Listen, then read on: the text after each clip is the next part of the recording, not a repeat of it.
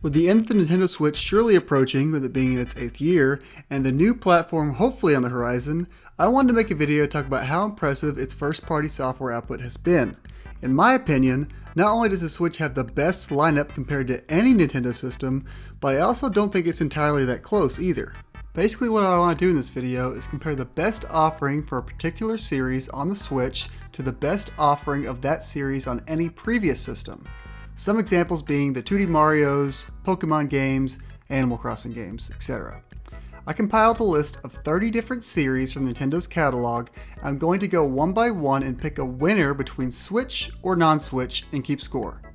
Worth noting, the threshold for games in a series I'm looking for to be around 3 to 4 games. Not completely consistent, but basically I'm saying things like Kid Icarus or Star Tropics won't be included. I won't be considering the Mother series since we really only got Earthbound over here in the States, plus Earthbound Beginnings like 25 years after it was released in Japan. Obligatory disclaimer before we start though, yes, I love the Switch and a lot of these games may have recency bias, but I would argue nostalgia is almost, if not even more powerful than recency bias, and I've played and loved pretty much every game I'm going to mention in this video, so I think it's a pretty fair comparison. But I would love to hear any thoughts, disagreements, or convincing arguments in the comments as well, and while you're down there, hit that thumbs up button to make me feel good about myself. So let's start off big with 3D Mario.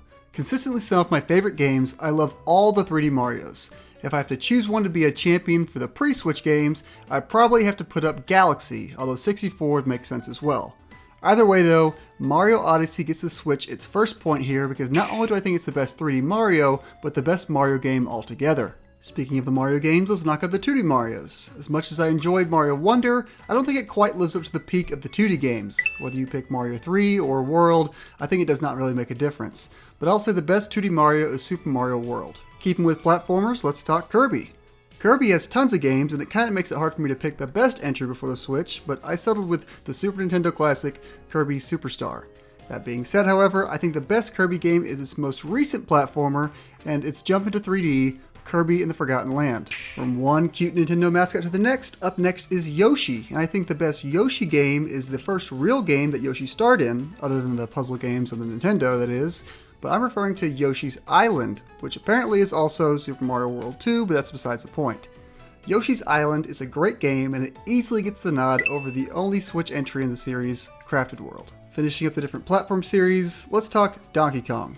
I think Donkey Kong Tropical Freeze is the best Donkey Kong game, and that game is on the Switch with the all-new Funky mode, but considering it is a Wii U port, I think in this case I will give the point to the non-Switch side, let's say for Donkey Kong Country 2. Alright, let's look back at some of the other Mario Universe games. Jumping back in with Luigi's Mansion. Luigi's Mansion 1 was a cool idea, I think that game deserves some love, but Luigi's Mansion 3 is such a great game and a clear improvement from the original. A favorite series of mine up next, WarioWare. I'm on a mission to get all the WarioWare games physically, replaying them as I get them in hand, but I gotta say, I think the best WarioWare game is just the first one, WarioWare Mega Micro Games. I love to get it together on the Switch, but I just don't think it quite stands up to it. And if we want to consider Move It instead of Get It Together, I think Smooth Moves on the Wii is just as good and served as its inspiration, so I think the non-Switch game gets the point either way. Mario Party is another interesting one here. I would say the best Mario Party is probably one of the N64 ones, let's say Mario Party 2. The Switch does have Mario Party Superstars, which is a compilation of a lot of games and maps from the Mario series with a pretty big emphasis on the N64 titles. I could argue this would make it the best Mario Party, but it's not an entirely new game here. I don't think the other Switch title, Super Mario Party, wins the spot either. I think because of this, I'm going to give the Switch a half a point because Superstars is really, really good, but built off of great games from the past. And while we're dealing with weird scenarios, let's tackle the Mario Kart topic. For the non-Switch title, I'm going to roll with Double Dash for the GameCube. But I think Mario Kart 8 Deluxe on the Switch is easily the best Mario Kart. So many tracks, it's beautiful, and it's such a fun, smooth experience. That being said, it is a port from the Wii U, at least mostly a port. Because of the Booster Pass adding an additional 48 courses to this game and it being so synonymous with the Switch's success, I'm going to add another asterisk half point to the Switch side. Sticking with a sort of sports racing genre, let's talk Mario sports games. The Switch entries for Mario Sports have been fun. I've enjoyed Tennis Aces, Golf Super Rush, and even had a little bit of fun with Strikers Battle League. But to me, all these games just felt like something was missing. Fun gameplay for each, but felt a little shallow on the single player side of things. I tend to enjoy Mario Golf the most, so let's pick Mario Golf Super Rush for the Switch entry. But I don't think that game can stand up to the nostalgia I have for Mario Golf 64. So I think I'll give the Mario Sports point to the non-Switch, and I'll choose Mario Golf 64 as its representative. The last Mario section left is the Mario RPG block. This spot encompasses all the series, Paper Mario, Mario & Luigi, and Super Mario RPG. The only true original game the Switch has here is Paper Mario Origami King, so let's choose that as the representative over the very good but mostly one-to-one remake of Super Mario RPG. That being said, Origami King has a hard time standing up against a lot of the previous Mario RPG entries. Whether you go with the Paper Mario and the Thousand Year Door, or my personal favorite, Superstar Saga, this point goes to non-Switch either way. One of the biggest Nintendo franchises, Super Smash Bros., has its best entry on the Switch, Super Smash Bros. Ultimate. I know a lot of people say whatever Smash they grew up with is the best. For me, it was Smash Melee, but I have a hard time saying Smash Ultimate isn't the ultimate entry in the series. After Smash, let's talk about a series that might not be what it currently is without Smash, Fire Emblem.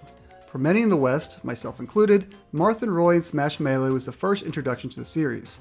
I've gone on to play almost every game in the series, only a couple of the Japanese-only titles are left still unplayed by me, but depending on what day you ask or who I'm talking to, I could pick several games for Best Fire Emblem Game, but let's go with Awakening for the non-Switch entry since it really helped the series out when it was at a low point and reinvigorated the series.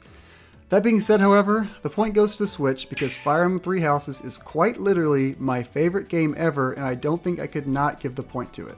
If you like Fire Emblem, there's a good chance you may also enjoy Advance Wars. Advance Wars 1 is on the Game Boy Advance and it's a classic, and it's on the Switch as well along with its sequel in Advance Wars Reboot Camp.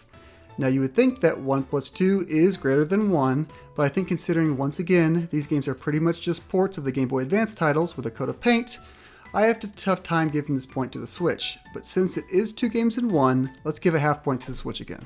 How about we jump to another Game Boy Advance classic with Golden Sun. While I have not played the Golden Sun games other than a bit of the first one, it's an easy point against the Switch because there's no Switch entry for the series. Sticking with RPGs, up next is Xenoblade Chronicles. Now the original Xenoblade was on the Wii, and then somehow on the 3DS for some reason, but the best version of it is on the Switch. In addition to that, I think Xenoblade 3 is the best in the series, so point to Switch. Let's wrap up the RPGs with Pokemon, another favorite of mine.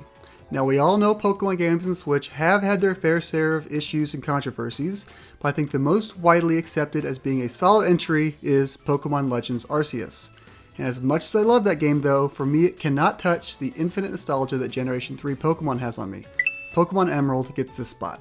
Sticking with Pokemon, let's talk the Pokemon spin-off games. The Switch has had a handful, Pokken Tournament, Mystery Dungeon, Quest, and Unite, but I think the best original entry probably has to go to Pokemon Snap 2. Yeah, y'all remember that game came out, right? Me neither. I never got around to it, but I have played Pokemon Snap on the N64. I think it's a pretty easy choice to give the point to that. Pikmin sort of sounds like Pokemon. Okay, not really, but let's do that next. Pikmin 4 was a top 3 game of the year for me last year. I loved that game a whole lot, so much so that I bought the first 2 games to try out on the Switch as well. Now I will be honest, I've not played Pikmin 1, 2, or 3 yet, so it's hard for me to say for sure, but I think from what I've heard, 4 really builds on the previous game, so I don't feel too bad about giving it the point. Plus, it kinda already has a version of Pikmin 1 built into it anyhow, so there you go. From one series based on a bunch of little weirdos to the next, Splatoon is a newer Nintendo franchise, but it's already one that feels really important. So important, in fact, that I have not actually ever tried it. That being said, I have heard that Splatoon 2 and 3 really build off the first one, so I think it's fair to say the Switch is the best place to play Splatoon. Point Switch. Alright, let's knock out a couple series the Switch has not shown as much love to as of late. Starting off with FZero.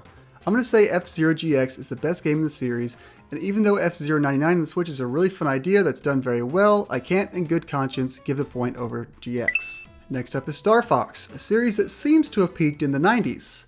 I had a really good time with Star Fox 64 when I played it. And now you may think there hasn't been a Star Fox entry on the Switch, and you would mostly be right, but let's not forget the Star Fox DLC for Starlink Battle for Atlas, a game that I bought for $5 one Black Friday and played through just the Star Fox stuff, and it was... Point to non-Switch. Casting kind of a wide net here on this one, but back on the N64 there was a lot of great extreme sports titles Nintendo's known for. Excitebike 64, 1080 snowboarding, I really like Pilot Wing 64 if you count that, but let's just settle on Wave Race 64 for this one. It's an incredibly impressive game that came out on the N64, and the Switch has no entries for any of those game series, so it will not be getting the point for Extreme Sports. One more series the Switch has neglected is Rhythm Heaven. I recently played Mega Mix on the 3DS and it was great! Why isn't there a Switch entry? One of the most iconic Nintendo titles ever was Wii Sports. I played this game so much growing up and it really helped show what the Wii was all about. Now, the Switch has Nintendo Switch Sports, and while it may technically be a better game when compared head to head, I don't think it comes close to outshining its inspiration.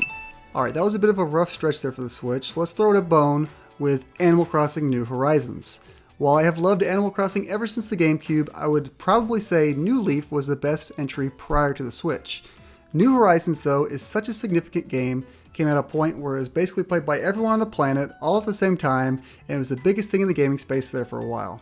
In a vacuum, though, I still think it being able to decorate on your town outside of your own house still gives it the leg up on any previous entry. Alright, this is late into the video and I might have my hottest take yet. I think Metroid Dread is a better game than Super Metroid. Super is incredibly important and probably inspired hundreds, if not thousands of Metroidvanias or search action games, whatever you want to call them, but I think Dread just plays so much better in the year of our Lord 2024. I'm splitting hairs here, but I really do think Dread edges it out. Now when it comes to 3D Metroid, the Switch notoriously has not received its entry at the time of this video.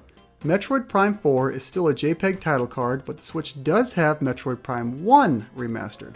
And I was going to say Metroid Prime 1 was the best non-Switch 3D Metroid. Head to head, clearly the remastered is better than the GameCube version, but no, I won't give the Switch a point for that.